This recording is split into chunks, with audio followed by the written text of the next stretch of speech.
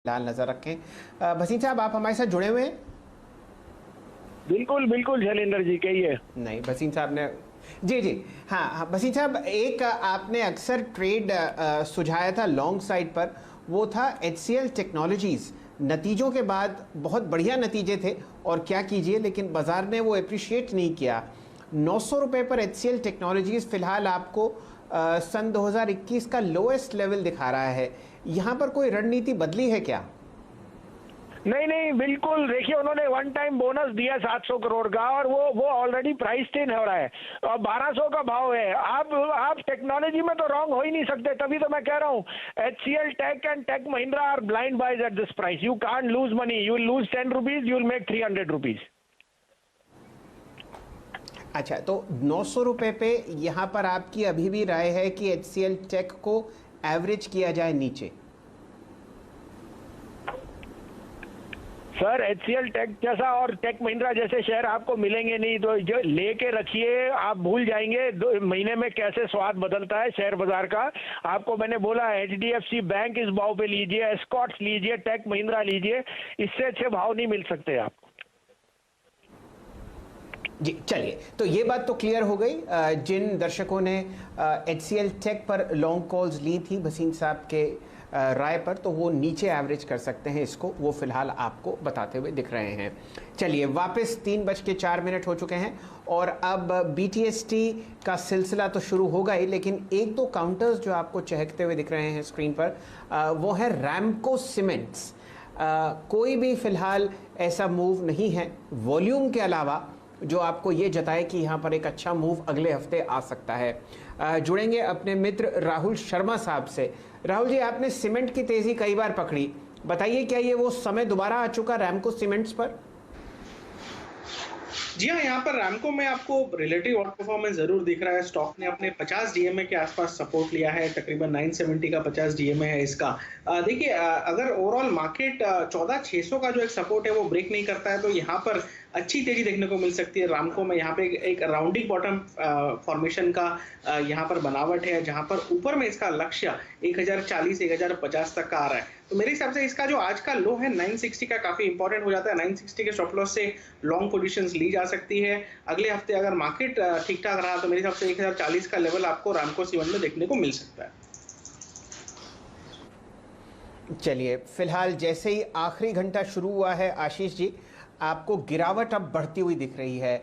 Nifty 250 अंक नीचे, 14,650 दिन का लोएस्ट लेवल। निफ्टी बैंक फिलहाल 890 अंक नीचे, 32,822। बचे हुए 25 मिनट में देखते हैं क्या रंग आपको बाजार में आता हुआ दिख रहा है। इलेक्शन रिजल्ट से पहले 5 स्टेट्स के मार्केट थोड़ा सा नर्वस है, और जो समस्या आपको कोविड की दिख रही है बाजार में, वो आपको और नर्वस करती हुई दिख रही है। कम से कम कुछ ट्रेडर्स को जो मुनाफा टेबल से हटाते हुए दिख रहे हैं। जुड़ते हैं प्रदीप जी से। मंडे को बहुत ही शानदार नतीजे आपको आते हुए दिख सकते हैं कोटक महिंद्रा बैंक के, लेकिन अभी जो स्टॉक है वो आपको दिन के लोएस्ट लेवल 1753 के आसपास ट्रेड करता हुआ दिख रहा है। प्रदीप जी, क्या उम्मीदें हैं कोटक महिंद्रा बैंक से? तो कोटक महिंद्रा बैंक से उम्मीद यह है कि आपको नतीजे में NII ग्रोथ स्लो दिखेगी। हालांकि हम करीब 14% के आसपास ग्रोथ की उम्मीद कर रहे हैं, लेकिन चूंकि काफ़ी बेहतर ग्रोथ इसने पिछले क्वार्टर्स में दिखाई है लगातार, लेकिन इस समय सारे लीडिंग प्राइवेट सेक्टर बैंक्स और ऐसे ही कोटक महिंद्रा बैंक भी बहुत फूंक फूंक कर लोन दे रहे हैं। इसलिए NII ग्रोथ आपको 14% पे नजर आएगी। क्वार्टर ऑन क्वार्टर भी NII बढ़ेगी करीब 1-1.5% के आसपास। और इस बार जो नए लोन्स दिए गए हैं वो कॉर्पोरेट में कम, रिटेल में ज्यादा होंगे, ऐसा अनुमान है। NIM जो NII को काफी हद तक ड्राइव करती है, वो दबाव में आ सकती है, ऐसा अनुमान है। 4.51 के मुकाबले में 4.4 पर आपको NIM आता हुआ नजर आएगा, ऐसा एक अनुमान लगाया जा रहा है।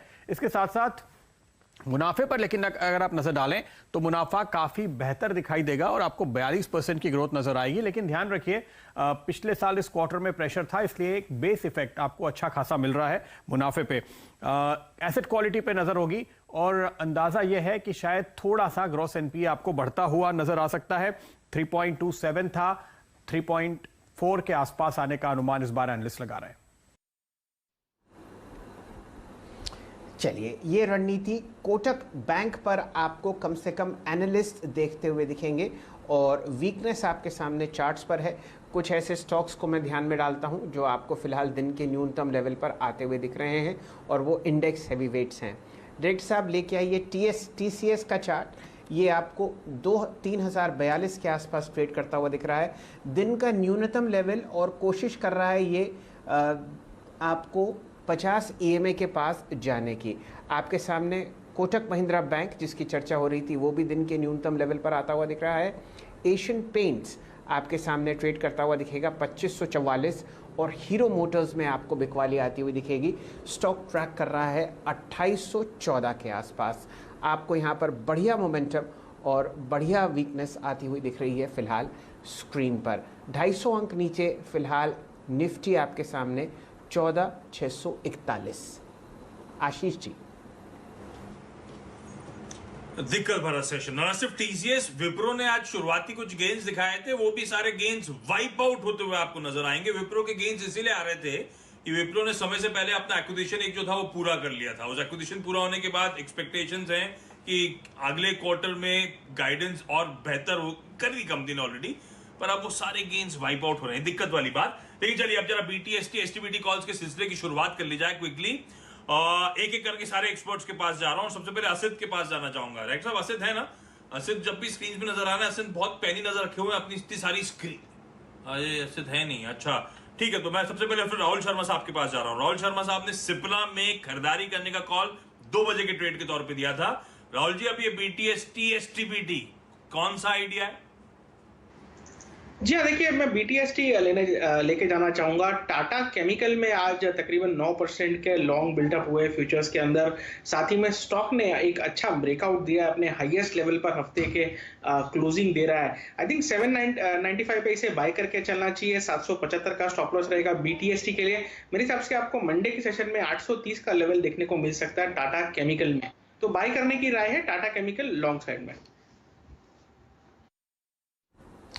चलिए श्रीकांत चौहान साहब से जुड़ते हैं। मोमेंटम लॉन्ग साइड पर चेस कर रहे हैं राहुल शर्मा जी। श्रीकांत चौहान साहब का क्या रुझान रहेगा ये वो आपको बताते हुए दिखेंगे स्क्रीन पर। चौहान साहब बताइए, BTST या STBT? मार्केट काफी गिर चुका है तो BTST करना वाजिब रहेगा। अगर स्टॉक्स की बात करें तो आज हमने PSU स्टॉक्स में काफी अच्छी तेजी देखी थी इनिशियली, और उसके बाद अभी थोड़ी सी बुकिंग हुई है। लेकिन BHEL भारत हेवी इलेक्ट्रिकल्स, यहाँ पे हमें फोकस करना है। 48 साढ़े 48 के करीब ये ट्रेड कर रहा है। हमें लगता है कि इसमें करेक्टिव पैटर्न जो था वो एक कंप्लीट हो चुका है और आने वाले दिनों में ये स्टॉक वापस एक बार 55 के लेवल्स दिखा सकता है। लेकिन वेरी शॉर्ट टर्म में 50 से लेकर 52 के लेवल्स भी हम देख सकते हैं। तो करंट लेवल से इसे लॉन्ग करके चले। जो आज के लोज है 47 के, हम उसी को स्टॉप लॉस रखेंगे और टारगेट्स रखेंगे 51 रुपीज के। छठे दिन तेजी BHEL में आपको मोमेंटम के तौर पर और खरीदवा रहे हैं हमारे मित्र श्रीकांत चौहान साहब। जुड़ते हैं चंदन जी से। चंदन जी बताइए, क्या रणनीति, क्या आपका लक्ष्य और क्या मूड? जी देखिए, बाजार में निफ्टी में वापस से एक ऊपर के लेवल से गिरावट हुई है और यहाँ पे मैं देख रहा हूँ कि ऑटो काउंटर्स है वहाँ पे काफी सेलिंग देखने को बनी है। और इनफैक्ट निफ्टी ऑटो का भी चार्ट देख रहा हूँ, वहाँ पे 50 डेमा को सरपास नहीं कर पाया और वापस ब्रेकआउट फिजल आउट हो गया है। जरूर ऑटो सेल्स के नंबर है मंथ एंड पे, बट यहाँ पे मेरे को ऑटो में वीकनेस लग रही है। मेनली M&M और मारुति की बात करें तो M&M पे मैं STBT देना चाहूंगा। ओनली ट्रेडिंग के लिए व्यू है, यहाँ पे स्टॉप लॉस के साथ काम करें। 767 767 के स्टॉप लॉस यहाँ पे लगाने चाहिए और 10-12 दिन पहले के जो लो बने थे 735, वहां तक काउंटर पे चल सकता है। ओके, मैं सारे रिविजिट कर दूंगा। चंदन कह रहे हैं M&M के मई फ्यूचर में आपको बिकवाली करके चलना है। मानस बाटा से शुरुआत करी थी, अब BTST STBT आइडिया कौन सा है? देखिए BTST आइडिया है और वो दीपक नाइट्रेट पे रहेगा, क्योंकि अब 2 दिनों का कंसोलिडेशन देखने को मिला, लेकिन आज फिर से एक फ्रेश ब्रेकआउट देखने को मिला। तो मैं उम्मीद करूंगा कि शायद नेक्स्ट वीक भी ये रैली कंटिन्यू रहेगी। तो दीपक नाइट्रेट में आपको खरीदारी करनी है, 1814 के स्टॉप लॉस रखने हैं और 1975 के टारगेट सेट करने हैं। चलिए, ये आपके सामने BTST के रूप में एक बहुत ही स्ट्रॉन्ग फंडामेंटली मजबूत काउंटर दीपक नाइट्राइट प्रस्तुत किया जा रहा है। एक आपके सामने मैं बाज़ार पर चार्ट लाऊंगा। मेरे ख्याल से गिरावट जो है वो और तेज़ होती हुई अब बहुत सारे ऐसे स्टॉक्स दिन के न्यूनतम लेवल पर आते हुए रिलायंस इंडस्ट्रीज नतीजों से पहले 1990।